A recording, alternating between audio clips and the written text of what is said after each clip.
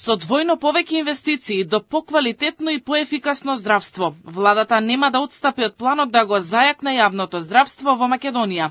Ке се вложува во нови болници и клиники, современа медицинска опрема и вработување на стручни кадри.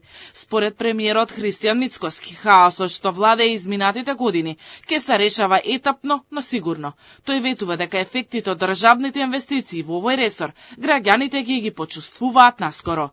Најави сериозни реформи и повика надлежните институции да ги пронедат мешетарите кои го рушат имиджот на здравството.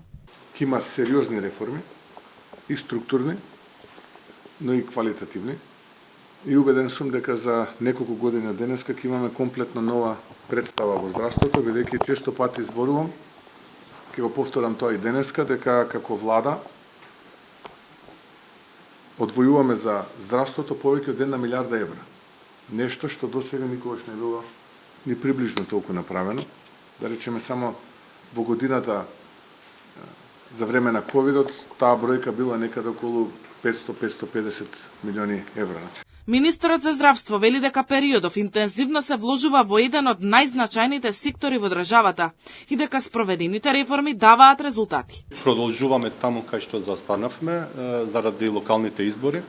Уште еден имплементиран проект од владата и Министерството за здравство за креирање на инфраструктура и апаратура потребна за креирање на услови за лекарите кои што работат во оваа институција се со цел да нудат здравствени услуги во реално време и со квалитет. Се вложува и во апаратура. Клиниката за хируршки болести Свети Наум Охридски од владата доби нови апарати за магнетна резонанца, со што ќе се прават најмалку 5000 прегледи годишно. За неколку недели оваа диагностика ќе биде ставена и на мој термин.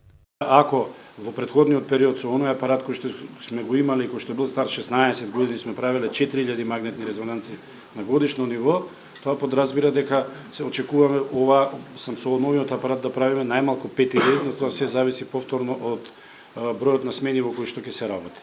Следните неколку крупни проекти во здравството се изградба на нови болници во Штип, Тетово и Кечево, но и нова зграда на медицинскиот факултет со нов студентски дом. Овие проекти ќе се реализираат со пари од првата фаза од британскиот договор.